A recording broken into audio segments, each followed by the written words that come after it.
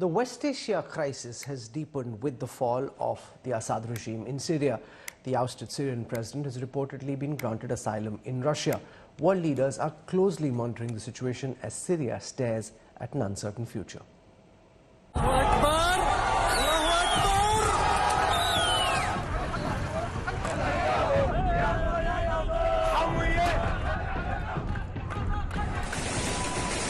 After 13 years of civil war in Syria that killed over 5 lakh people, a decade-long regime succumbs.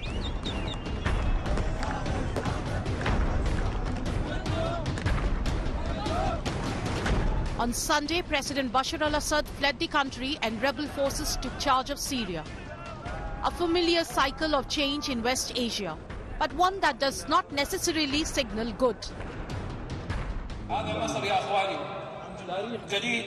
This victory, my brothers, is a new chapter in the history of the entire Islamic nation. It is a turning point for the region. How many dangers have we avoided? He handed Syria over to Iranian ambitions, spreading sectarianism and corruption throughout the country. Initially believed to have been assassinated in the air, the ousted president and his family have been granted asylum by Russia. Syria's Prime Minister Ghazi al-Jalali is cooperating with the rebel forces for a peaceful transition of power. But the country, already broken from war and conflict, glares at an even more uncertain future. Assad's ouster has shifted Syria's global dynamics.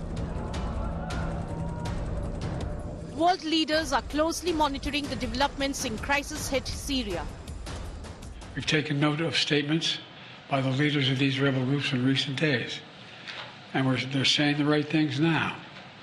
But as they take on greater responsibility, we will assess not just their words, but their actions. And we are mindful that there are Americans in Syria. Historic day for the Middle East.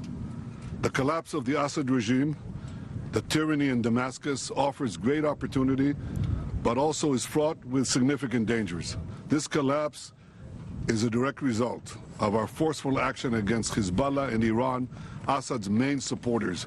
It set off a chain reaction of all those who want to free themselves from this tyranny and its suppression. For years, Iran's support sustained Assad's regime in Syria. Iran blamed Israel for the overthrow of Bashar al-Assad, accusing Israel of arming rebels and providing them with support.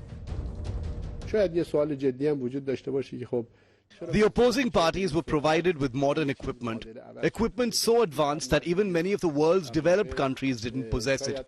For this reason, the Syrian government, army and people decided not to resist heavily in this area. Israel reportedly conducted 3 airstrikes in the Syrian capital on a security complex and a government research center, which it had said in the past was used by Iran to develop missiles. Assad's ouster came as a big relief for Syrians, but normalcy remains far away. Bureau Report, India Today.